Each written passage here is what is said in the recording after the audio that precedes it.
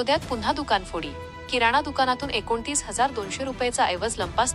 शहरातील चोरीच्या घटना थांबण्याचे नाव घेत नसून रविवारी रात्री भाजी मार्केट परिसरातील एका किराणा दुकानात अज्ञात चोरट्यांनी धाडसी चोरी केली. दुकानाचे शटरचे कुलूप तोडून आत प्रवेश करत गल्ल्यातील रोकडीसह एकूण 29,200 रुपये किमतीचा ऐवज लंपास करण्यात आला. दिलीप कुमार पुखराज जैन, वय 68 यांच्या फिर्यादीनुसार ते 2 ऑगस्ट रोजी रात्री 8 वाजता दुकान बंद करून घरी गेले होते. सोमवारी सकाळी दुकान उघडण्यासाठी आल्यानंतर शटर उघडे व कुलूप तुटलेले दिसून आले.